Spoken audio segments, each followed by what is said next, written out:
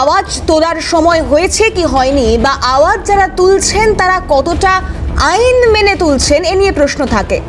কারণ বিক্ষোভ, প্রতিবাদ কর্মসূচি, পাওয়া না পাওয়া এবং দাবি জানানো সবকিছুর অধিকার আমার, আপনার, আমাদের সকলের রয়েছে।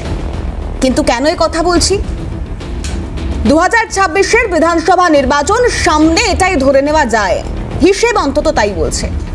আর অন্যদিকে নির্বাচনের আগে বিহারে এসআইআর, এই এসআইআর নিয়ে এই হাল্লা বলেই আমরা একাধিক পর্বে আলোচনা করেছি। নানান তর্ক বিতর্ক, কি হবে, কেন হবে, কাদের উদ্দেশ্য প্রণোদিত, কেন এই উদ্দেশ্য নেওয়া হয়েছে, এই সমস্ত কিছু নিয়ে বিস্তর প্রশ্ন, তর্কাতর্কি সমস্ত কিছুই রয়েছে। কিন্তু আজ দুটো ঘটনার সম্মুখীন আমাদেরকে হতে হলো। এক, বিহার থেকেই এসআইআর এর প্রতিবাদ স্বরূপ শুরু হলো ভোটাধিকার যাত্রা। আর সেই জনযাত্রায় রাহুল গান্ধী, তেজস্বী যাদব তারা ছিলেন। 13 দিনের এই যাত্রা 1300 কিলোমিটার পথ অতিক্রম করবে।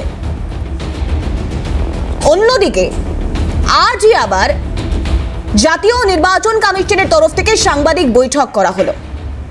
মুখ্য নির্বাচন কমিশনার গণেশ কুমার তিনিও যা যা বললেন, নাম না করে কাউকে বললেন কি, নিশানা করলেন ঠিক কাদেরকে, এই একাধিক বিষয় নিয়ে আমরা আমাদের আজকের হাল্লা বলের আলোচনায় থাকবো। তাই একদম শুরুতে যে ঘটনা বললাম, বিহার থেকে শুরু হওয়া এই ভোটাধিকার যাত্রা, সেই ভোটাধিকার যাত্রা থেকে রাহুল গান্ধী, কংগ্রেসের সাংসদ রাহুল গান্ধী, তিনি ঠিক কি বলেছেন, কি অভিযোগ এনেছেন, এসআইআর নিয়ে ঠিক কি কি সমস্যা রয়েছে, শুনুন আগে। जो इलेक्शन कमीशन कर रहा है पूरे देश को मालूम है। अब ये बात छुपी नहीं है, पहले देश को मालूम नहीं था कि कैसे चोरी की जाती है। हमने प्रेस कॉन्फ्रेंस में साफ करा दिखा दिया चोरी इलेक्शन कमीशन कैसे कर रहा है, और अब हम ये चोरी नहीं करने देंगे। और जहां भी ये चोरी हो रही है, चाहे बिहार में, चाहे महाराष्ट्र में, चाहे असम में, चाहे बंगाल में, हम इनकी चोरी पकड़कर जनता को दिखाने का काम करने जा रहे हैं। पूरे हिंदुस्तान में विधानसभा के चुनाव, लोकसभा के चुनाव चोरी किए जा रहे हैं, और इनकी आखिरी साजिश ये है कि बिहार में एसआईआर करके नए वोटरों को जोड़कर, वोटरों को काटकर ये बिहार का चुनाव चोरी करें। और मैं और हम सब स्टेट से आपको कहने आए हैं कि हम इन्हें ये चुनाव चोरी नहीं करने देंगे। बिहार की जनता चोरी नहीं करने देगी। অর্থাৎ চুপি চুপি ভোট চুরি হবে না। এই চুপি চুপি ভোট চুরি আমরা দেখেছিলাম যখন রীতিমতো মকরদ্বার থেকে শুরু করে নির্বাচন কমিশনের দফতর পর্যন্ত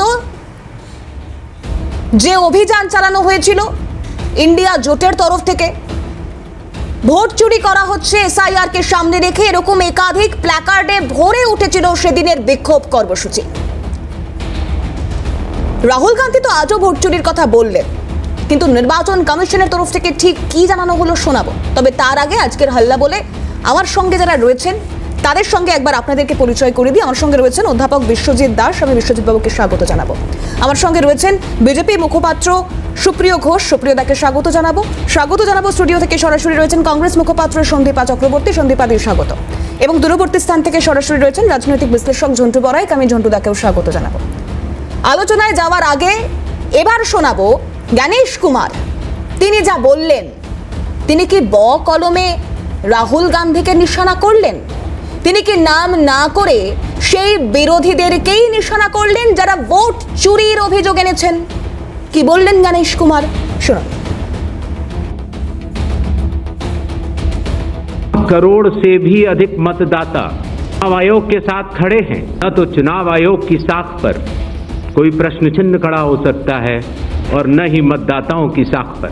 कानून के अनुसार अगर समय रहते मतदाता सूचियों में त्रुटियां साझा न की जाएं, मतदाता द्वारा अपना प्रत्याशी चुनने के 45 डेज के भीतर माननीय उच्च न्यायालय में चुनाव याचिका दायर न की जाए और फिर वोट चोरी जैसे गलत शब्दों का इस्तेमाल करके जनता को गुमराह करने का असफल प्रयास किया जाए तो यह भारत के संविधान का अपमान नहीं तो और क्या है। मिथ्या आरोपों से न तो चुनाव आयोग डरता है और न ही कोई मतदाता। चुनाव आयोग के कंधे पर बंदूक रखकर भारत के मतदाताओं को निशाना बनाकर की जा रही हो तो आज चुनाव आयोग सबको स्पष्ट करना चाहता है कि चुनाव आयोग निडरता के साथ सभी गरीब, अमीर, बुजुर्ग, महिला, युवा सहित सभी वर्गों और सभी धर्मों के मतदाताओं के साथ बिना किसी भेदभाव के चट्टान की तरह खड़ा था, खड़ा है और खड़ा रहेगा। जय।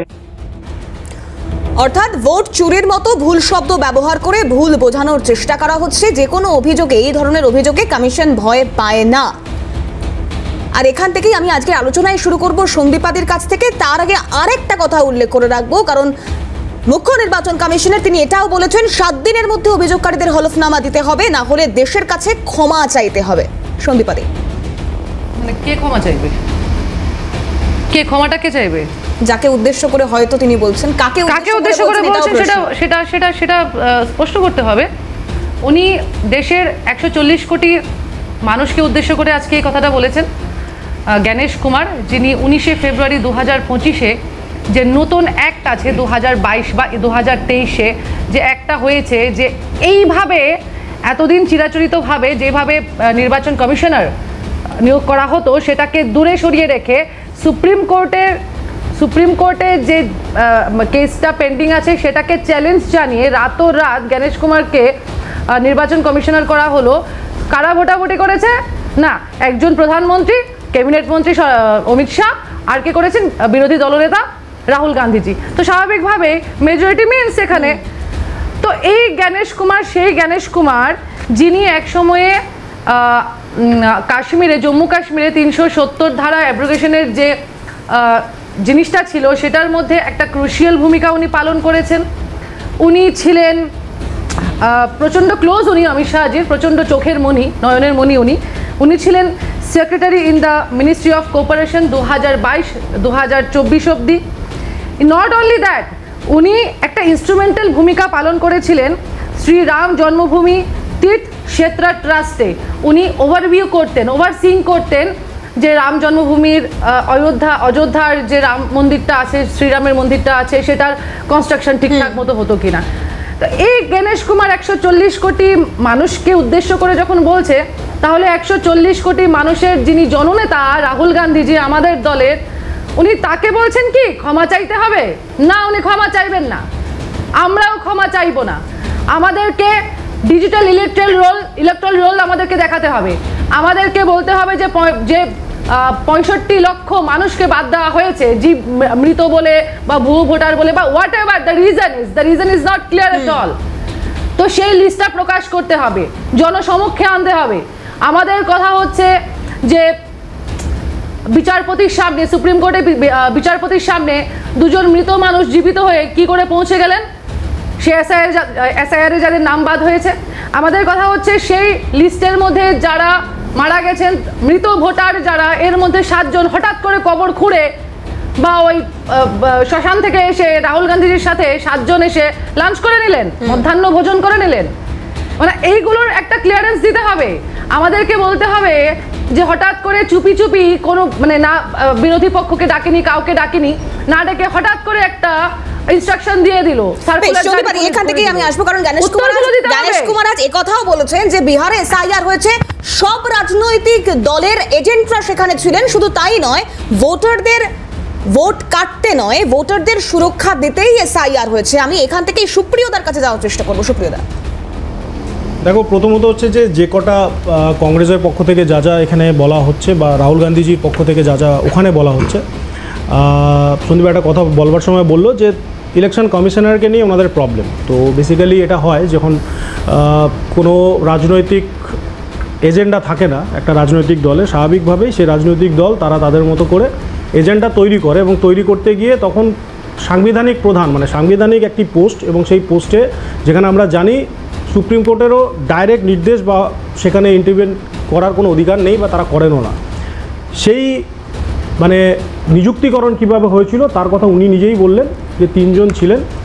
আমরা এখনও পর্যন্ত কোনো বিষয় এটা জানতে পারিনি যে মাননীয় রাহুল গান্ধী বিরোধী দলনেতা তার পক্ষ থেকে কোনো অপোজ ছিল এই ভদ্রলোককে নিযুক্তিকরণ করার জন্য, কোনো অপোজ ছিল না। দ্বিতীয়, তাহলে যদি অবজেকশন থাকতো যে এনাকে নিয়ে যে ইনি অমিত শাহজির নাকি ক্লোজ, তার আগে বিভিন্ন ডিপার্টমেন্ট সামলেছেন, রাম জন্মভূমি ট্রাস্টের উনি এটাকে দিয়ে তারা যেভাবে একটা মানুষের যোগ্যতাকে বিচার করার চেষ্টা করছেন, আমার মনে হয় সাংবিধানিক একটি পোস্টের ক্ষেত্রে এটা করা উচিত নয়। 1, 2 হচ্ছে দেখুন 2002 সালে যখন শেষ গণনা এই মানে এসআইআর বিষয়টা আসে, এবং তখন কিন্তু রাহুল গান্ধীজির নেতৃত্বাধীন কংগ্রেসের সরকার ছিল, তখনও একজন ইলেকশন কমিশনার ছিলেন। তো তখন ইলেকশন কমিশনার, সেই ইলেকশন কমিশনার যিনি ছিলেন যখন এসআইআরগুলো হয়েছিল তখন তো এই পদ্ধতিগুলো মেনেই হয়েছিল। এসআইআর যে পদ্ধতিতে এখন এসআইআর হচ্ছে বিহারেও যেটা হলো, তখনও কিন্তু এই পদ্ধতি দিয়ে হয়েছিল, সুতরাং আলাদা কোনো পদ্ধতি এখানে ইলেকশন কমিশন বাছেননি। 3, রাহুল গান্ধীজি ভোট চুরির কথা বলছেন, ঠিক আছে তিনি বলতে পারেন, তিনি রাজনৈতিক নেতৃত্ব, তিনি বলতে পারেন, কিন্তু আমার বক্তব্য এই রাহুল গান্ধী সেই ব্যক্তি যিনি ইভিএমের ওপরে প্রশ্নচিহ্ন করেছিলেন, যেদিন এমএটিতে হেরে গেলেন, তারপর যখন কন্নড় সম্ভবত আমি যদি ঠিক বলি কেরালার সেই সিট থেকে উনি জিতলেন ওই একই ইভিএমে, তখন কিন্তু তার ওই আন্দোলন মানে চলে গেছিলো, মানে শেষ হয়ে গেছিলো। সেই সময় দাঁড়িয়ে ইলেকশন কমিশন বলেছিল রাহুল গান্ধী মহাশয়কে এবং কংগ্রেস নেতৃত্বাধীন মানে যারা বিরোধী দল যে আপনারা আসুন না, আপনারা চ্যালেঞ্জ করুন, যদি ইভিএমে আপনারা কোনো রকম গড়বড় দেখাতে পারেন স্বাভাবিকভাবে আমরা যা স্টেপ নেওয়ার আমরা নেব। একটা বিরোধী দলের নেতাও সেদিন গিয়ে উপস্থিত হননি। 3 নম্বর, রাজনৈতিকভাবে কংগ্রেস ইন্ডি জোটের একজন প্রধান মুখ বলে আমরাও মনে করি, এবং যেহেতু একটি প্রাচীন দল, কিন্তু দুর্ভাগ্য হচ্ছে কংগ্রেসের, বিশেষ করে পশ্চিমবঙ্গের কংগ্রেসের দুর্ভাগ্য কোথায়? পশ্চিমবঙ্গ কংগ্রেসের দুর্ভাগ্যটা এজন্যই মালদা, মুর্শিদাবাদ এবং উত্তর দিনাজপুর 3টে যদি বেস ধরি আমি কংগ্রেসের, এটা আজও আছে, এটাকে অস্বীকার করার কোনো জায়গা নেই। তৃণমূল কংগ্রেস যাদের সাথে ওনাদের এই চুক্তি বা সন্ধি বা জোট, কখনো সিট মানে বিভাজন যায় থাকুক এদের মধ্যে, এই তৃণমূল কংগ্রেসের মাথায় বাড়ি মেরে মেরে এই ভোট কারচুপির মাধ্যমেই এখানকার কংগ্রেসীদেরকে হত্যা করেছে পর্যন্ত। কিন্তু আমরা দুর্ভাগ্যের স্বরূপ দেখতে পাই যে মানে পশ্চিমবঙ্গের বাইরে গেলে তারা ইন্ডিজোটের সাথে সামিল হচ্ছেন, আবার পশ্চিমবঙ্গের ফুলচাঁদ শেখদের মতো মানুষেরা, তপন কান্দুর মতো মানুষেরা, তার বাড়ির লোকরা আজকে প্রশ্ন করছে যখন ওই ডিনার পার্টি যেটা হয়েছে আপনারাও দেখিয়েছেন একটি প্রোগ্রাম অনুষ্ঠানে, তখন আমরা বুঝতে পারছি না যে অ্যাকচুয়ালি কংগ্রেস নেতৃত্বাধীন যে জোট চলছে এরা চাইছেনটা কি। সময় দেবো আমি একটু সন্দীপাতির ওয়ান লাইনার বলার আছে, বলুন সন্দীপাতি, তারপর ওয়ান লাইনার তো বলতে পারবো না, এত কিছু করা হয়েছে। প্রথম কথা হচ্ছে সেই মিটিং থেকে বেরিয়ে যখন 19শে ফেব্রুয়ারি যখন এটা নির্বাচন হলো সিইসি ভারতের, তো সেই মিটিং থেকে বেরিয়ে রাহুল গান্ধীজি নিজে প্রেস বাইট দিয়েছেন, নিজে একটি টুইটারে পোস্ট করেছেন যে এটা একটা মিনিংলেস মিটিং ছিল, আই অপোজড দেয়ার। উনি বলেছেন যে আমি অপোজ করেছি এবং এই জিনিসগুলোর ভিত্তিতে আমি অপোজ করেছি। সেটা যদি সুপ্রিয়রা না জানে সেটা তাদের দুর্ভাগ্য, তাদের হোয়াটসঅ্যাপ ইউনিভার্সিটি থেকে সেই টপিকটা, সেই পয়েন্টটা পাঠানো হয়। সন্দীপাতি পরবর্তীতে আসবো, আমি বিশ্বজিৎ বাবুর কাছে যাওয়ার চেষ্টা করবো, কারণ যে কথা সুপ্রিয়দা বলেন, অর্থাৎ এই তৃণমূল আর কংগ্রেসের যোগসাজশ হোক বা এ রাজ্যে বিরোধিতা হোক কিংবা দিল্লিতে দোস্তি হোক, এই যে বিক্ষোভ বা এসআইআর এর যে বিক্ষোভ, সেখানে ইন্ডিয়া জোটের অন্যতম শরিক তো তৃণমূল কংগ্রেস। তাহলে অভিযোগ যারা করছেন তাদের মধ্যে একজন তৃণমূল, ক্ষমা চাইতে হলে তাদেরকেও কি সেই তালিকায় ফেলা হলো? তারা কি করবেন? দেখুন, তৃণমূল কংগ্রেস বা অবিজেপি যে জোট রয়েছে ইন্ডিয়া জোট, সেই ইন্ডিয়া জোট শুরু থেকে এসআইআর এর বিরোধিতা করছে। এটা নিয়ে কেন এত রাজনীতি হচ্ছে আমি জানি না, এটা একটা সাংবিধানিক পদ্ধতি, কিন্তু কেন প্রশ্ন উঠছে? প্রশ্নটা উঠছে যে নাম যোগ করা আর নাম বাদ দেওয়া, এটাই যদি একমাত্র কারণ হতো তাহলে সেটা তো সাইকেলিক পদ্ধতি, তার জন্যে তো 1 বছরে 65 লক্ষ নাম বাদ যায় না। কারণ এতে আতঙ্কিত হয়েছে বিরোধীরা কেন? তার কারণ মহারাষ্ট্রের নির্বাচন দেখেছে, মহারাষ্ট্রের নির্বাচনে শেষ 6 মাসে 40 লক্ষ ভোটারের নাম অন্তর্ভুক্ত হয়েছিল এবং তারপরে নির্বাচনের ফলাফল আমরা জানি। কিন্তু এই মুহূর্তে দাঁড়িয়ে এসআইআর এর পক্ষে যারা সওয়াল করছেন, নির্বাচন কমিশন কি সুন্দরভাবে বললেন, আমি অবাক হয়ে যাই। নির্বাচন কমিশন ভোটারদের, প্রান্তিক মানুষদের খবর রাখেন, সেখানে যান। আজকে যদি 1 বছরে এই কাজ করতে হয়, আমি তো বারবার বলছি সাংবিধানিক কাজ, তাহলে এত দিন কোথায় ছিলেন? যেটা সাইকেলিক পদ্ধতিতে, এটা সুপ্রিয় জানে, সন্দীপা জানে যে দীর্ঘদিন ধরে অক্টোবর মাস থেকে জানুয়ারির 5 তারিখ পর্যন্ত আমাদের এই রাজ্যে ভোটার লিস্ট সংশোধন হয়, নাম বাদ যায়, নাম সংযুক্তিকরণ হয়। তার জন্য এসআইআর এর দরকার নেই, কারণ মৃত ভোটারের নাম বা সংযুক্তি সেটাতেই হয়ে যায়। এই কাজটা কিন্তু নির্বাচন কমিশনের কাজ। তাহলে সেই কাজে গলদ ছিল, সেই কাজ সঠিকভাবে হয়নি, সেই কারণে এসআইআর এর কথা হচ্ছে। আর এসআইআর এর ভিতরে যদি কোনো রাজনৈতিক উদ্দেশ্য থাকে, কনস্টিটিউশনাল পারপাস নয়, রাজনৈতিক উদ্দেশ্যর কারণেই বিরোধীরা আজকে প্রশ্ন তুলছে এই এসআইআর নিয়ে। নির্বাচন কমিশনের কথা বলছিলাম, যে প্রান্তিক মানুষের কথা বলছে। এই এসআইআর নিয়ে বিহারে এইবার এই লিস্ট বেরোনোর আগে একটি শুনানি হয়, যেখানে একটি সমাজ প্রতিষ্ঠান বা এনজিও তারা এই শুনানি করেন। 14টা জেলা থেকে মানুষ আসে। মর্মান্তিক সেসব ঘটনা।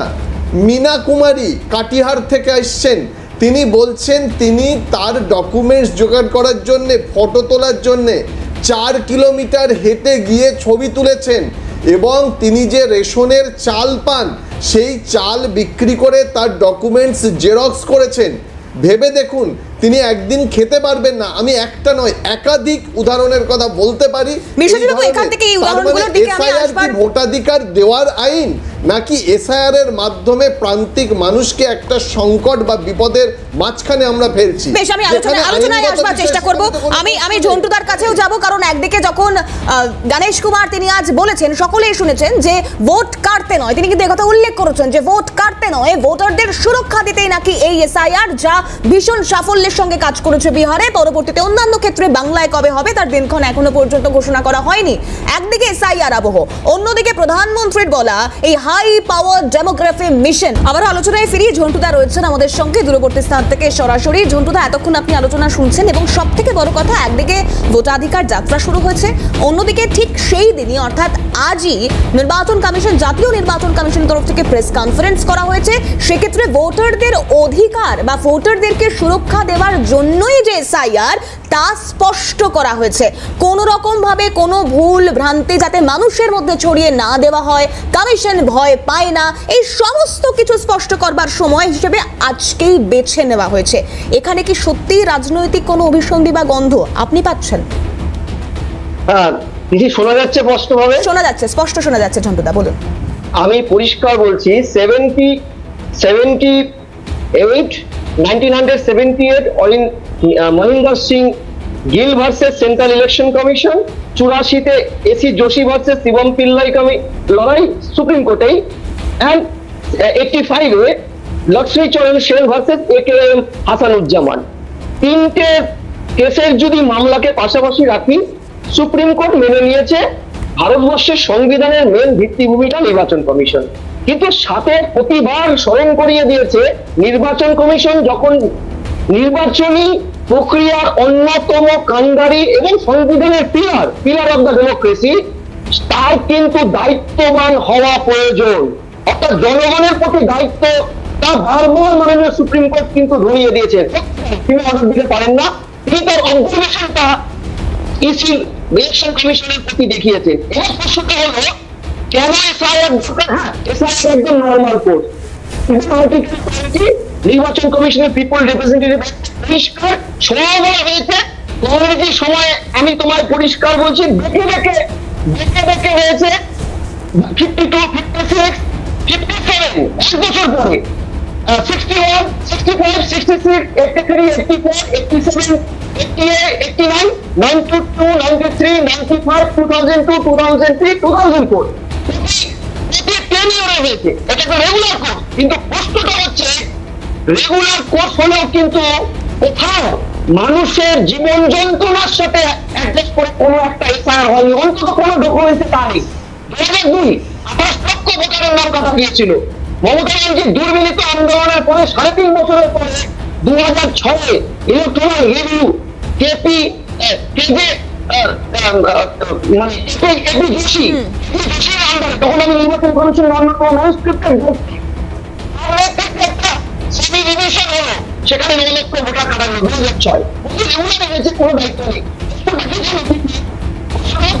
ঝন্টুদা সামান্য কিছু টেকনিক্যাল ইস্যু হচ্ছে, ঝন্টুদা অডিওতে সামান্য কিছু প্রবলেম হচ্ছে, আমরা অবশ্যই আপনার কাছে যাওয়ার চেষ্টা করব। এবং এরই পাশাপাশি প্রধানমন্ত্রী নরেন্দ্র মোদীর কথা বলছিলাম, কারণ ডেমোগ্রাফির কথা তিনি উল্লেখ করেছেন, অর্থাৎ এই যে অনুপ্রবেশের ধরন বদলাচ্ছে বা সেক্ষেত্রে হাই পাওয়ার ডেমোগ্রাফি মিশন নিয়ে স্বাধীনতা দিবসের দিন লালকেল্লা থেকে প্রধানমন্ত্রী নরেন্দ্র মোদী ঠিক যে বার্তা পৌঁছে দেওয়ার চেষ্টা করেছেন, শোনাই একবার আপনাদের, শুনুন। आज देश के सामने एक चिंता, एक चुनौती के संबंध में आगाह करना चाहता हूं। षड्यंत्र के तहत,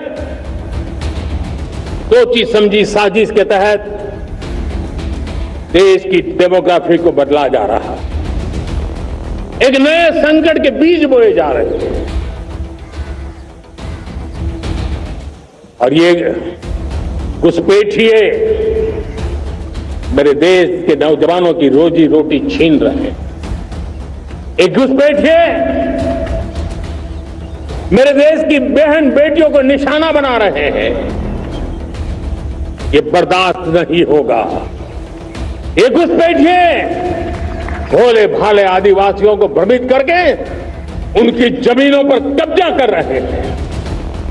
ये देश सहन नहीं करेगा। আমি এখান থেকে আবার একটু বিশ্বজিৎ বাবুর কাছে আসবার চেষ্টা করব, কারণ এই যে ডেমোগ্রাফির কথা যখন বলা হচ্ছে তখন অধিকাংশ ক্ষেত্রে বিরোধীদের একাংশের অভিযোগ রয়েছে যে এই এসআইআর করা হোক বা এই যে এসআইআর পদ্ধতিকে করা হচ্ছে এটাই নাকি ঘুরপথে কোথাও একটা এই হাই পাওয়ার ডেমোগ্রাফি মিশনের একটা অংশ। আপনার কি মনে হয়? না দেখো, কেন উনি বলছেন এটা, তার কারণ হচ্ছে একটা অঞ্চলের ডেমোগ্রাফি শুধুমাত্র উনি যেটা চিহ্নিত করতে চাইছেন অনুপ্রবেশ, তার মাধ্যমে বদলায় না। ডেমোগ্রাফি বদলানোর জন্য অনেকগুলো ডিটারমিনিং ফ্যাক্টর রয়েছে, যেমন লো লাইফ এক্সপেক্টেন্সি, বার্থ রেট, তারপরে মহিলাদের শিক্ষা, অনেক ইস্যু যে ইস্যুগুলো ডেমোগ্রাফিকে ঠিক রাখতে সাহায্য করে। এই ডেমোগ্রাফি বদলে যাওয়া মানে শুধুমাত্র অনুপ্রবেশের মাধ্যমে ডেমোগ্রাফি বদলে যাচ্ছে এটা কিন্তু নয়। সুতরাং আমি যদি এটাকে রাজনৈতিক বক্তব্য হিসাবে দেখি এবং ভাবি যে এইখানে অনুপ্রবেশটাকে ইস্যু হয়েছে, তাহলে এটা বলতে হবে যে শুধু বাংলা নয়, ভারতবর্ষের অন্যান্য রাজ্যেও অনুপ্রবেশের সমস্যা আছে। এই অনুপ্রবেশের সমস্যা 2025 সালে আজকে দাঁড়িয়ে আমরা দেখছি না, দীর্ঘদিন ধরে দেখছি। এটা অনেক রাষ্ট্রের দায়িত্ব যে অনুপ্রবেশটা বন্ধ করা, এবং অনুপ্রবেশ যদি বন্ধ না হয় রাষ্ট্র তখন কিন্তু তার উপযুক্ত ব্যবস্থা নেবে। এখন প্রশ্নটা এখানে কোথায়, যে রাষ্ট্রের পাশাপাশি রাজ্য অনুপ্রবেশ হওয়ার পরে তাকে আলাদা করে আধার কার্ড, ভোটার কার্ড এগুলো তৈরি করে দিচ্ছে কিনা, আসলে আসছে কিভাবে। অনুপ্রবেশ বন্ধ করতে গেলে যে 50 কিলোমিটারের গল্প আমরা জানি, সেটা কতদিন ধরে হয়েছে? এর আগে তো 12 কিলোমিটারের একটা পরিধি ছিল। সুতরাং এই অনুপ্রবেশ অনেক বেশি গুরুত্বপূর্ণ এবং দায়িত্বপূর্ণ ভূমিকা পালন করতে হবে বিএসএফকে। কোনোভাবেই যেখানে কাঁটাতারের বেড়া আছে, যেখানে কাঁটাতারের বেড়া নেই। বিশ্বজিৎবাবু, এখান থেকেই আপনি কিছুক্ষণ আগে বলছিলেন যে আধার কার্ড, ভোটার কার্ড যারা এখানে এসে তৈরি করে নিচ্ছে কিনা এটাও দেখতে হবে। এক্ষেত্রে আমরা বিগত কয়েকটা দিন প্রত্যেক দিন প্রতি মুহূর্তে দেখেছি, বিশেষ করে সীমান্তবর্তী এলাকা, কখনো শ্বশুর বাবা হয়ে যাচ্ছে ভোটার কার্ডে, শাশুড়ি মা হয়ে যাচ্ছে, বাড়িওয়ালা গৃহকর্ত্রী তিনি আবার মায়ের পরিচয় দিচ্ছেন বাংলাদেশি নাগরিক, সে ভারতীয় নাগরিকত্ব পেয়ে যাচ্ছে। আমি এখান থেকে ঝন্টুদার কিছু বলবার আছে। ঝন্টুদা যাবো একটা কথা খালি বলবো, সেটা হচ্ছে যে এই যে ঝন্টুদা আমরা যে আলোচনাটা করছি সেটা অনুপ্রবেশের পরে, কিন্তু অনুপ্রবেশ হচ্ছে প্রথম ধাপ, সেটা বন্ধ করলে তো পরের আলোচনাটার দরকার হয় না। বেশ, ঝন্টুদা বলুন। তিথি, সত্যিকারে আমি যেখানে শেষ করেছিলাম, কেজি রাওকে যখন বাংলায় 2006 পাঠানো হলো, আমরা নির্বাচনে প্রত্যক্ষভাবে কাজ করেছি। সেই সময় একটা ইলেকটোরাল ফ্রেন্ডলি এনভায়রনমেন্ট ছিল সেখানে। আমি হরতক্তা মার বাড়ি তা নয়, আজকে ইউপি, বিহার 7.2 and 7.4% যেখানকার পরিযায়ী শ্রমিক, তুমি চিত্রটা দেখো ভয়ানক। সেই চিত্রটা হচ্ছে 2024 লোকসভা নির্বাচনে যেখানে অ্যাডাল্ট ভোটার ছিল 7.93 করোড়। সেই ভোটারের টোটাল ভোটারের 97%, 3% ছিল বাইরের বিহারে। সেই জায়গায় 2025-এর আজকে ইলেকট্রাল রোল তৈরির সময় অ্যাডাল্ট ভোটার 8.18 করোড়ের মধ্যে ভোটার লিস্টের নাম পড়েছে 88%, মানে 7.23%, অর্থাৎ 9% ভোটারের নাম কাটা গেছে, যেখানে 7% হচ্ছে পরিযায়ী, তারা অন্য রাজ্যে পেটের দায়ে কাজ করে, ডকুমেন্টস নিয়ে ডিউ টাইমে পৌঁছাতে পারেনি। অর্থাৎ তিথি যেখানে 1% ভোটের হেরফের হলে একটা সরকার পাল্টে যায়, বিগত দিনে আমরা দেখেছি, সেখানে 9% ভোটার উবে যাওয়াটা, আমি আবারও বলছি, অনুপ্রবেশ হয়েছে, অনুপ্রবেশ আছে, সেটা প্রশাসনিক ইস্যু, কিন্তু সাধারণ ভোটারদের ভোটার লিস্টের সাথে অনুপ্রবেশকে অনুষঙ্গ করে নিয়ে যে জীবন যন্ত্রণা তৈরি হচ্ছে, সেটা কিন্তু নির্বাচন কমিশনকে দেখা দরকার। কারণ আমি নির্বাচন কমিশনের একাধিক দায়িত্বপূর্ণ কাজের সাথে যুক্ত থেকে তোমাকে এই কথাটা বললাম, কোনোদিনও টোটাল ডেমোক্রেসিতে এই নির্বাচন ব্যাপারটা আমার সাথে আবেগের সাথে যুক্ত। তুমি ভাবতে পারবে না গরিব মানুষের ভোটটা কত বড়, তারা একবেলা খেতে পারে না, কিন্তু ভোট 7টায় ভোট দেয়, আবার শ্রমের ডেলি ওয়েজের কাজ করে বেলা 4টের পরে এসে ভোট দেয়। আমি প্রিসাইডিং অফিসার থাকাকালীন দেখেছি ভোটের আবেগটা রাত্রি 12টা অব্দি ভোট দিচ্ছে। ফলে এটা ডেমোক্রেসির একটা সচেতন পাঠ। নির্বাচন কমিশন কিন্তু এভাবে ভোটে নাম কাটতে পারে না, একটা জেনুইন কজ তাকে দেখাতে হবে। Why you eliminate this large proportionate of the ঝন্টুদা, এখান থেকে আমি আলোচনায় আসবার চেষ্টা করবো, আমাকে আরো একটা বিরতি নিতে হবে হাল্লা বলে, একটা বিরতির পর ফিরছি, সঙ্গে থাকুন আপনার। তাহলে ঘুরে ফিরে যা দাঁড়াচ্ছে, নির্বাচনী প্রক্রিয়ার মধ্যে এসআইআর একটি প্রক্রিয়া, কিন্তু তাতে রাজনীতি হচ্ছে, তাই এত বিরোধিতা হচ্ছে। কিন্তু এই রাজনীতি কেন হচ্ছে? বা ঝন্টুদা কিছুক্ষণ আগে বলছিলেন যে নির্বাচন কমিশনকে মানুষের সেই অনুভূতি, অর্থাৎ গণতান্ত্রিক উৎসবে মেতে ওঠার যে অনুভূতি, তার দায় দায়িত্ব নিতে হবে। সুপ্রিয়দা, আপনার কি মনে হয়? দায় দায়িত্ব তো অবশ্যই নিতে হবে। ইলেকশন কমিশন দায় দায়িত্ব নেবে না কোথায় বললো? আর ইলেকশন কমিশন দায় দায়িত্ব নেওয়ারই তো একটি সংস্থা। আর প্রান্তিক মানুষের নাম করে যদি ভুয়ো ভোটার দীর্ঘদিন ধরে বিভিন্ন রাজ্যে, আমার শুধু বাংলায় না, বিভিন্ন রাজ্যে আপনার নিজের অধিকারকে সংরক্ষিত রাখতে গেলে যারা বাইরে থেকে আসছে, অনুপ্রবেশকারীর যে বিষয় নিয়ে বারবার বিরোধীরা আমাদেরকে বলছে, নিশ্চিতভাবে বর্ডারে বর্ডার সিকিউর করবার জন্য যা যা প্রক্রিয়াকরণের প্রয়োজন আছে আরও বেশি করে অ্যাক্টিভ হতে হবে। আমার একটা খুব ছোট প্রশ্ন আছে, আমি ইন্টারাপশন করছি তার জন্য দুঃখিত। এই যে এসআইআরটা হয়, আগেও হয়েছে, আবারও হবে, আপনারাই বলছেন যে এটা একটা প্রক্রিয়া মাত্র, তাহলে সেটা 2024-এর লোকসভা নির্বাচনের আগে হলো না কেন? আর এখন সমস্যাটা ওই বিষয়টা হয়ে গেছে, আপনি আপনার কথা মমতা বন্দ্যোপাধ্যায়ের কথা এক হয়ে যাচ্ছে। মানে আমি আপনাকে মমতা বন্দ্যোপাধ্যায়ের সাথে মেলাচ্ছি না, অন্যভাবে নেবেন না। মানে আমাদের পশ্চিমবঙ্গ তথা ভারতবর্ষ এমন একটি রাষ্ট্র যেখানে বছরে 3খানা করে নির্বাচন হয়। এবার দিনপঞ্জিকা দেখে ওরকম পঞ্জিকা দেখে নিশ্চিতভাবে কেউ করবে না। আজকে যদি 2024-এর আগে হতো, তখন আপনারা বলতেন ঠিক লোকসভার আগে কি করে বিজেপি এটা করতে পারলো, তার মানে কিছু গরমিল আছে, ওরা হেরে যেতে চলেছে, তাই আজকে এরা বিরোধীদেরকে চক্রান্ত করে ফাঁসিয়ে দিতে চাইছে। করবে এটা কি? 25-এ করছে, তখন বলছে বিহারের নির্বাচন আছে, 26-এর আগে করবে তো বলে বাংলার নির্বাচন আছে, 27-এ করতে হবে তো বলবে ইউপিতে নির্বাচন আছে। করবেটা কখন? আমাদের যে সিস্টেম রয়েছে যেটার জন্য, তাহলে তো এক দেশ এক ভোট করা উচিত, সেখানেও বিরোধীদের সমস্যা না, বিজেপি আপার হ্যান্ড পেয়ে যাবে বলতে পারে তারা, আমার তাদের কোনো আপত্তি নেই। তাহলে করবেটা কি? দেখুন, আমি একটা কথা পরিষ্কার বলছি, দুটো কথা বলবো। এক হচ্ছে ডেমোগ্রাফির যে চেঞ্জের কথা বলা হচ্ছে পশ্চিমবাংলায়, নিশ্চিতভাবে এটা সবথেকে বড় কারণ এটা হয়েছে। তার কারণ হচ্ছে আমরা যারা বুথ লেভেল ওয়ার্কার হিসেবে কাজ করেছি, আমি দায়িত্ব নিয়ে এখানে বলছি, আমাকে যে কোনো কেউ চ্যালেঞ্জ করতে পারে। একটি বুথের সমীকরণ যদি আপনি দেখেন 2002, 2003, 2004, 2005, 2006, তারপর 2025 সাল বা 24 সাল অবধি লাস্ট যদি আপনি ভোটের আগে দেখেন, সোজাসুজিভাবে যারা বুথ লেভেলে অফিসার বা বুথ লেভেলে যারা এজেন্ট থাকে, মানে পার্টির এজেন্ট যারা থাকে, তারা এটা জানবে একটি বুথে যদি ভোট সংখ্যা আমি অ্যাভারেজে ধরে নিই 1000 হচ্ছে, সেই ভোট সংখ্যা আজকের দিনে দাঁড়িয়ে কিভাবে লাফিয়ে লাফিয়ে বাড়ছে, আপনাদের আইডিয়া আছে কিনা জানি না। তার অনেক বড় রিজন একটাই, যে এখানে ভোট সংখ্যা যেভাবে বাড়ছে, এই বাড়ার কারণটা কিন্তু স্বাভাবিক নয়। এখানে বলা হলো অনুপ্রবেশের কথা। দেখুন, তৃণমূলের রাজত্বে আমি সরকারকে সবসময় আমরা বিরোধিতা করেছি, কিন্তু ভোটার কার্ড আধার কার্ডের কথা আপনি বলছেন বানিয়ে দেওয়ার কথা, লাভলি খাতুন তো সবথেকে বড় উদাহরণ। তাকে শুধু ভোটার কার্ড, আধার কার্ড, বার্থ সার্টিফিকেট বানিয়ে দেওয়া হয়নি, তাকে পঞ্চায়েতের প্রধান করা হয়েছে। আচ্ছা, আপনার এই কথাটাই আমার এবং বিশ্বজিৎ বাবুর আগের কথাটা মনে করিয়ে দিচ্ছে যে ভোটার আধার ভুয়ো হচ্ছে। এটা কখন হচ্ছে? অনুপ্রবেশ হয়ে যাওয়ার পর। কিন্তু অনুপ্রবেশটা কেন আমি আটকাতে পারছি না বা আমরা এক্স্যাক্টলি, তাহলে অনুপ্রবেশ আটকানোর জন্য রাজ্য সরকারকে যখন 45খানা চিঠি দেওয়া হয়েছিল যে 50 কিলোমিটারের দায়রার মধ্যে বিএসএফ এর এখতিয়ার বাড়াতে হবে, এই মুখ্যমন্ত্রী বলেছিল যে বিএসএফকে নিয়ে কি ধরনের উক্তি করেছিল আপনারা দেখেছিলেন। কেন তখন বিরোধিতা করেছিলেন মুখ্যমন্ত্রী? বলুন বিশ্বজিৎ বাবু। প্রথম কথা হচ্ছে যে আমাদের থানার ও এখতিয়ার যুক্তরাষ্ট্রীয় কাঠামো ভেঙে ফেলার জন্য নাকি বিজেপি এটা করছে, বলেনি? প্রথম কথা হচ্ছে যে অনুপ্রবেশের ইস্যু তো যেদিন থেকে 50 কিলোমিটার চেয়েছে সেদিনের নয়, অনেক পুরনো ইস্যু। তার সঙ্গে 50 কিলোমিটার চাওয়াটা গুলিয়ে ফেলা হবে।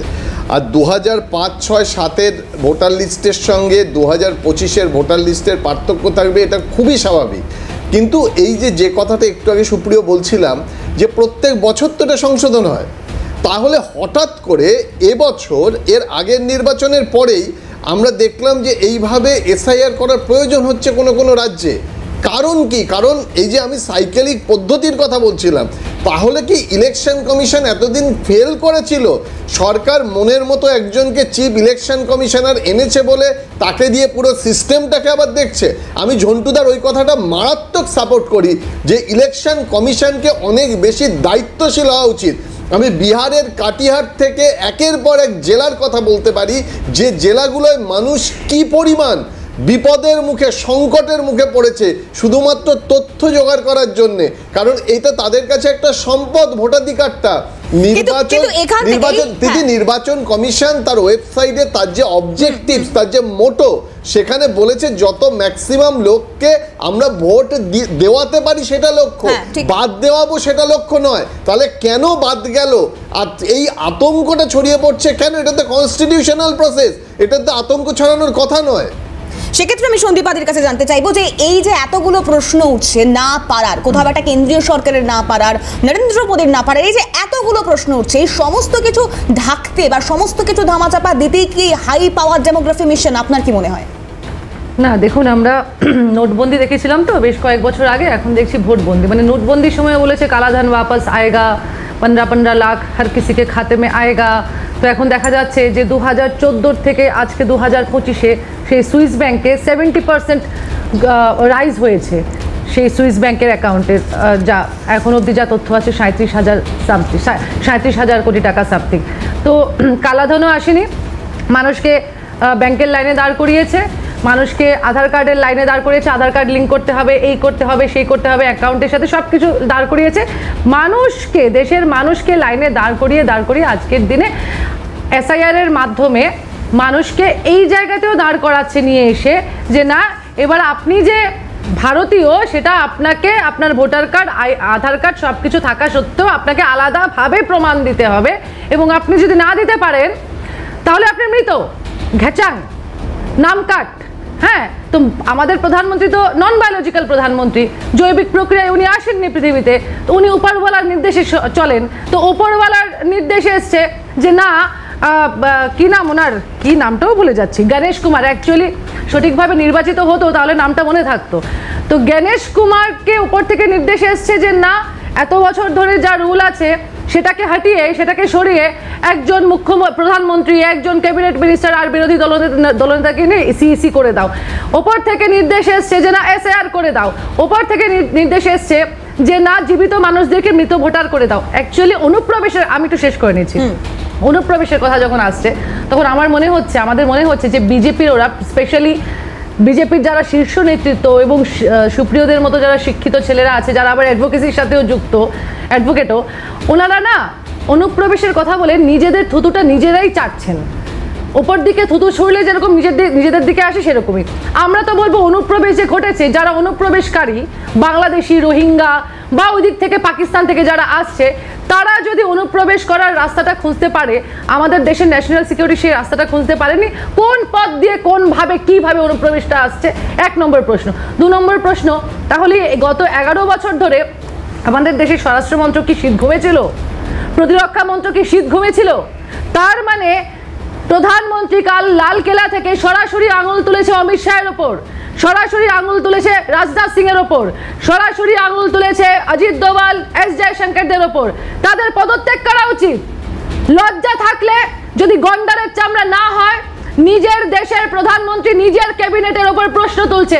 এবং কোন সরকারে এত বছরের ভারতের ইতিহাসে আপনারা দেখেছেন যে প্রধানমন্ত্রী লালকেলা থেকে নিজের ক্যাবিনেটের উপর প্রশ্ন তুলছে যে অনুপ্রবেশ ঘটছে, ডেমোগ্রাফিক চেঞ্জ হচ্ছে, ঘুষপেটিয়া আসছে, কি করে আসবে? কি বাজারের থলি করে আসবে? ওপার থেকে ঢিল মারবে কাঁটাতারের এপার থেকে এসো? না না, এবার বলবে সব জায়গায় কাঁটাতার দেওয়া যায় না। হ্যাঁ, নন ফিজিবল অনেক জায়গা আছে যেখানে কাঁটাতার দেওয়া যায় না। বলছি রিক্রুটমেন্ট কোথায় বিএসএফ এর? বিএসএফ এর রিক্রুটমেন্ট গত 3 বছরে 4 বছরে কি আছে? অগ্নিবীর বানিয়ে দিচ্ছেন। যারা অগ্নিবীর যাদেরকে বানাচ্ছেন তারা পেনশনও পাচ্ছে না, এককালীন টাকাও পাচ্ছে না, কিচ্ছু পাচ্ছে না। অগ্নিবীরদের ফ্যামিলি সেই অ্যাকিউজ করেছে। আর পরিযায়ী শ্রমিক, প্রচন্ড মাথা ব্যথা না পরিযায়ী শ্রমিককে নিয়ে?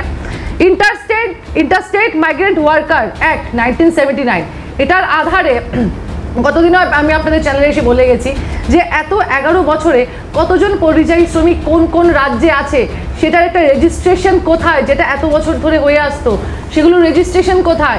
পরিযায়ী শ্রমিক অ্যাক্ট। আচ্ছা, আমি উত্তর নেওয়ার চেষ্টা করি একটা একটা করে প্লিজ। সময় কমে আসে, আমাকে এগোতে হবে তো। একটু শুনে নি। সবচেয়ে বড় কথা, কত লক্ষ কত কোটি অনুপ্রবেশ ঘটেছে আপনারা জনগণনা এত বছর ধরে করছেন না, না করে কি করে বলতে পারেন হয়েছে? আমি আবার বলছি, আমি একটা প্রশ্ন করতে, কংগ্রেসকে একটা প্রশ্ন করতে, তাহলে আমি হয়তো বুঝতে আমার সুবিধা হবে। সেটা হচ্ছে কংগ্রেস কি মনে করে, কংগ্রেসের মুখপাত্ররা কি মনে করে যে ভারতবর্ষে তো যেটা নিয়ে তারা লড়াই করছে ঠিক আছে, পশ্চিমবঙ্গের ক্ষেত্রে তারা কি মনে করে যেখানে অনুপ্রবেশ ঘটছে কি ঘটছে না? পশ্চিমবঙ্গের ক্ষেত্রে আমি শেষ করে নি শেষ হয়নি। বিএসএফ কে দিয়ে সীমান্ত পার করে অনুপ্রবেশ হচ্ছে। কংগ্রেস কি মনে করে যে ভোট চুরি করে তৃণমূল কংগ্রেস এখানে কংগ্রেস বা গণতন্ত্রকে হত্যা করছে, সেটা কি কংগ্রেস মনে করে? কিসের জন্য সেটা কি মনে করে তৃণমূল কংগ্রেস ভোট চুরি করে কি করে? এটা কি কংগ্রেস মনে করে? আমি এইটুকু জানতে চাই। বিজেপি তার মানে বিজেপি মানে এসআইআর এর মাধ্যমে যদি ভোটের সংশোধন হয়, ভোটের সংশোধন হয়, ভোটার কার্ড সংশোধন হয়, নির্বাচন কমিশনের মাধ্যমে নির্বাচনটা যদি সুষ্ঠুভাবে হয়, তাহলে কংগ্রেস এটা মনে করে যে তৃণমূল কংগ্রেস যা করছে তার মানে সেগুলো ঠিক। নির্বাচন কমিশনারের নির্বাচনটা সুষ্ঠুভাবে হয়েছে কি? আবার সে তাহলে আপনারা সুপ্রিম কোর্টে পিটিশন, এক মিনিট, আপনারা সুপ্রিম কোর্টে এটা নিয়ে কোনো পিটিশন দিয়েছেন? একদম দেওয়া আছে। কোন কবে দিয়েছেন? আমি জানতে চাই। আপনি আমি জানতে চাই, প্লিজ বলুন। সুপ্রিম কোর্টে এটা দেওয়া আছে? না, ইলেকশন কমিশনারকে ভুয়োভাবে নিযুক্ত করানো হয়েছে এই নামে কোনো হলফনামা জমা দিয়েছেন আপনারা? যদি আপনি দিয়ে থাকেন, আমি মুখপাত্র কেন ভারতীয় জনতা পার্টি ত্যাগ করবো? আপনি বলে দিন, তাহলে মিথ্যা প্রচার এখানে আসবো। একটা ছোট্ট বিরতির পর আসবো, একটা ছোট্ট বিরতির পর সঙ্গে থাকুন। হাল্লা বলের একদম শেষ পার্টে, অর্থাৎ এই যে ভোটাধিকার যাত্রা হোক কিংবা ভোটারদের অধিকার সুরক্ষার জন্য এসআইআর হোক অথবা অনুপ্রবেশ হোক, আর এই সবেতে রাজনীতির গন্ধ যখন মমক হচ্ছে, তখন এই মুহূর্তে দাঁড়িয়ে বাংলার আরো একটি আলোচ্য বিষয় রয়েছে, তা হচ্ছে দ্য বেঙ্গল ফাইলস। এই দ্য বেঙ্গল ফাইলস যা ট্রেলার মুক্তির পরেই নানান প্রশ্ন উঠেছে। সময়টা কি সত্যি এটা বেছে নেওয়ার কারণ? ঠিক কি হতে পারে? কেন 1946-এর 16ই আগস্টের ঘটনা ঠিক একইভাবে 2025-এর 16ই আগস্ট ফিরিয়ে আনা হচ্ছে?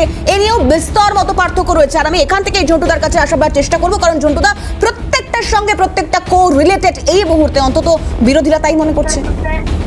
দেখো তিথি, বাঙালি হিসেবে আমার যেমন গর্ব আছে স্বাধীনতা সংগ্রামে, আমার একটা বড় অংশীদারিত্ব ছিল। ভারতবর্ষে আমরা সবচেয়ে বেশি রক্তক্ষরণ করেছে, আমাদের রক্তক্ষরণ হয়েছে, কিন্তু আমাদের অঙ্গচ্ছেদ হয়েছে, এই দুঃখটাও আছে। সেই দুঃখটা একদম প্রবাহিত ধারার মধ্যে প্রত্যেকটা মুহূর্তে আমার প্রত্যেকটা প্রজন্মকে আমাদেরকে শঙ্কিত করে, আশঙ্কিত করে, দুঃখ দেয়।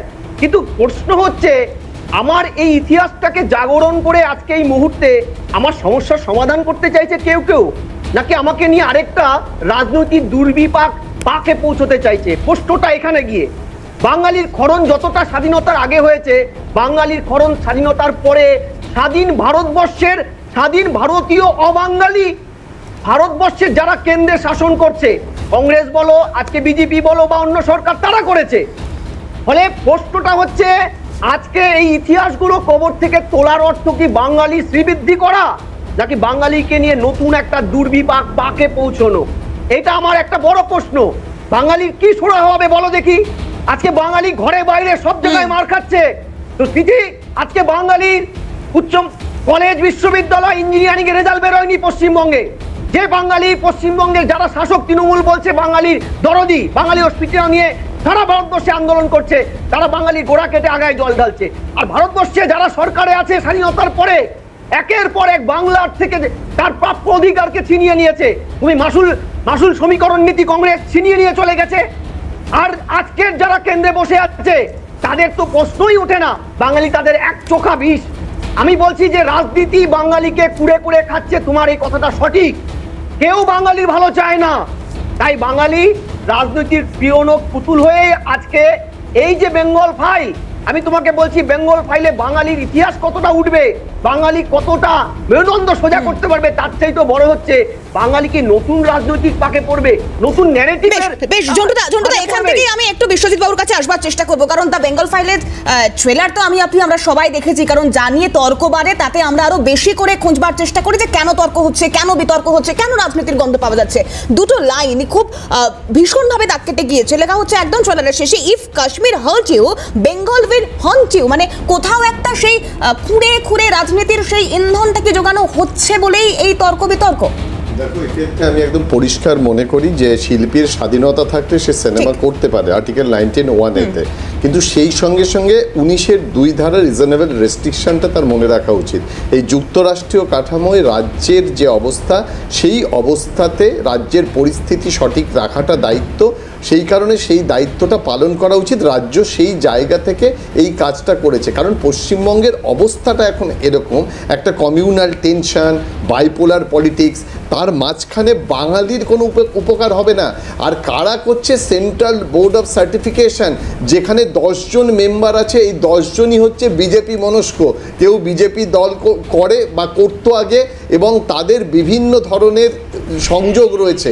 আমি সে কথা বলছি না, শিল্পের স্বাধীনতায় বিশ্বাসী, কিন্তু একই সঙ্গে যে কেন্দ্রীয় সরকার তার যে প্রতিনিধি বলে বাংলা ভাষা নয়, এবং বাঙালিদেরকে নিয়ে তাদের যে আক্রমণ, সেখানে বাংলা ফাইলস তখনই তৈরি হবে যখন মণিপুর ফাইলস তৈরি হবে, যখন গুজরাট ফাইলস তৈরি হবে, ভারতবর্ষের বিভিন্ন রাজ্যের ফাইলসগুলো খুলুক, তারপরে বাংলায় আসবে। বাঙালিকে এইভাবে আঘাত করলে বাংলা এবং বাঙালি সেটা মেনে নেবে না। জটুদা শুনবো খুব সংক্ষেপে।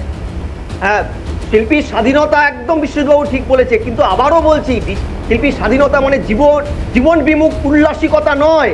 জীবন বিমুখ উল্লাস শিল্পের স্বাধীনতাকে পারমিট করে না তিথি। ফলে নতুন প্রজন্ম বাঙালি নতুনভাবে ভাবুক, এমন শিল্পের স্বাধীনতা বাঙালিকে দেখানো হোক যাতে বাঙালি স্বাধীনতার আগের ভারত গঠনের বাঙালি যেন ফিরে আসে। আমি রাজনীতির ঊর্ধ্বে গিয়ে বলছি, যেই আসুক বাঙালিকে পথ দেখাক, কারণ সত্যিকার এর আগে সত্যজিৎ রায় দেখিয়েছে, ঋত্বিক ঘটক দেখিয়েছে, মৃণাল সেন দেখিয়েছে, বাঙালিকে আলাদা করে বাংলা চেনাতে হবে না, এবং সিনেমার জগতে পুরো বাংলা নয় ভারতকে সারা বিশ্বে নিয়ে গেছে এইসব বাঙালিরা। সন্দীপাদি, আপনার কি মনে হয়?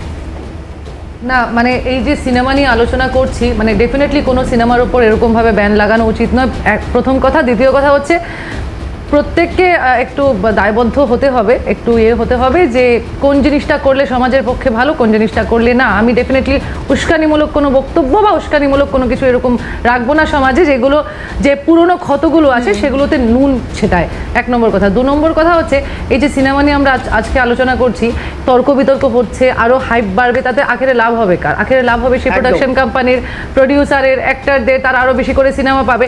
আমাদের তো কথা বলতে হবে যে ইউএস থেকে যাদের অনুপ্রবেশকারী যেসব ভারতীয়দেরকে পায়ে শেকল পরিয়ে পাঠাচ্ছে ভারতের মধ্যে, তাদের অধিকাংশই গুজরাটি কেন? বেশ, আমি এখান থেকে একদম লাস্ট প্রশ্ন আজকের আলোচনায় সুপ্রিয়দার কাছে যাওয়ার চেষ্টা করবো। দেখুন, কলকাতায় কি হয়েছে 1946-এর 16ই আগস্ট, যা ঘটেছে সবটাই সকলের জানা, এবং তারপরে দাঁড়িয়ে এই সময় যা ঘটেছে তা ঘটেছে, কিন্তু সেটাকে আবার নতুন করে উজ্জীবিত করবার যে অভিযোগ বা সময়ের সাপেক্ষে বা সময়ের কথা বলা হচ্ছে, আপনার কি মনে হয়? আমার যেটা মনে হয়, তুমি একটা কথা মাথায় রাখবে, আমরা সেই জিনিসগুলো সব থেকে বেশি মনে রাখি যেগুলো আমরা ভিজুয়াল মানে দেখতে পাই, মানে শোনার থেকেও বেশি আমাদের মনে সেগুলো থাকে যেগুলো আমরা দেখতে পাই। আজকের জেনারেশনের কাছে 16ই আগস্টে গোপাল চক্রবর্তী থেকে শুরু করে আমাদের যা জেনোসাইডের ঘটনা, গোপাল মুখার্জি থেকে শুরু করে জেনোসাইডের যে ঘটনা, মুসলিম লীগের কী রোল ছিল, এই প্রত্যেকটা জিনিস কানে শোনা থাকলেও থাকতে পারে, কিন্তু তার ডিটেলিং সম্বন্ধে তাদের কোনো আইডিয়া নেই। আমার মনে হয় যে তাদের অধিকার আছে এটা জানা সম্ভব, কিন্তু কিন্তু কিন্তু এটাও সত্যি, যেখানে একজন শিল্পীর কথা এখানে বলা হচ্ছে, যখন বামপন্থী জমানায় একাধিক শিল্পের নাম করে তাদের আমাদের এই পশ্চিমবঙ্গ তথা ভারতবর্ষের বাইরের কোনো হিরোদের তাদের হিরোইজম দেখানোর জন্য এখানে যখন আর্টের নাম করে কোনো মানে শিল্প স্থাপন করা হয়েছিল, তখন কিন্তু এই ধরনের বক্তব্য উঠে আসে না। তখন ঝন্টু দ্বারা বলেন না যে কেন মানে ভারতবর্ষের মধ্যে থেকে বিবেক কি অগ্নিহোত্রী না কি নাম ওনার, ডাইরেক্টর না প্রডিউসার, তিনি যদি এই মানে যে এই মানে সিনেমাটা করছেন, তার উপরে হচ্ছে প্রশ্ন আসে যে তাহলে বাঙালিদেরকে বাংলা চেনাতে হবে না, কিন্তু যখন বৈদেশিক নেতাদেরকে নিয়ে এখানে বিভিন্ন নাট্য উৎসব হয়েছে, বিভিন্ন সময় চলচ্চিত্র উৎসব হয়েছে, তখন কিন্তু ঝন্টু দ্বারা এই কথা বলতে পারে। বামেদের সময় পশু খামার ব্যান্ড হয়েছিল বলে আমরা ছাত্র রাস্তায় নেমেছিলাম, জেনে রাখো পুলিশের লাঠি খেয়েছিলাম, পশু খামার ব্যান করে দিয়েছিল বামেরা। এখানে হারবার্ড ব্যান করে দিয়েছিল বামেরা, হারবার্ড। বেশ, আমি সন্দীপাদির কাছে ওয়ান লাইনার আসবো। হ্যাঁ, আমি যেটা বলতে চাইছি যে বিবেক অগ্নিহোত্রী তার আগে যেটা বানিয়েছেন, যেটাকে আমরা অ্যাকচুয়ালি প্রোপাগান্ডা সিনেমা বলি, আমি নিজেও দেখেছি, কিন্তু তারপরে বলবো প্রোপাগান্ডা। সেই সিনেমা থেকে যে লক্ষ লক্ষ কোটি কোটি টাকা আয় হয়েছে, একটা কাশ্মীরি পণ্ডিতকেও কি দিল্লির বুকে বা এই ভারতের কোনো মাটিতে ওরা কোনো নির্বাসনের জায়গা করে দিয়েছেন বা কোনো দিয়েছেন না? ডক্টর মনমোহন সিং আস্ত একটা কলোনি তাদের জন্য তৈরি করে দিয়েছিলেন। বেশ, আমার আলোচনার সময় যেহেতু একদম শেষ, আমি সকলকে অনেক ধন্যবাদ জানাবো। দেখুন, শিল্পী সত্তা এই সমস্ত কিছু থাকবে এবং একজন শিল্পী তার নিজের স্বাধীনতার সঙ্গে কাজ করবে ঠিকই, কিন্তু তার পাশাপাশি প্রশ্ন যেহেতু উঠছে বর্তমান অর্থাৎ এই মুহূর্তের পরিস্থিতি প্রেক্ষাপট নিয়ে, এবং অবশ্যই রাজনৈতিক উস্কানিমূলক একটা পরিস্থিতি চতুর্দিকে তৈরি হয়েছে, তা নিয়ে নানাবিধ অভিযোগ রয়েছে। এমনকি এসআইআর এর দুশ্চিন্তায় একজন মানুষ সুইসাইড পর্যন্ত করেছে, সেই খবরও আমাদের দেখতে হয়েছে। কিন্তু তাই বলে তার প্রয়োজনীয়তা বা অপ্রয়োজনীয়তা কোনোটাই ক্ষীণ হয়ে যাচ্ছে না। আমরা আলোচনায় থাকবো, পরবর্তীতেও এই নিয়ে বিস্তর আলোচনা হবে, সুরাহা খোঁজবার চেষ্টা করবে সাধারণ মানুষ। হাল্লা বল শেষ করছি, আপনাদের নজর থাকুক ক্যালকাটা নিউজে।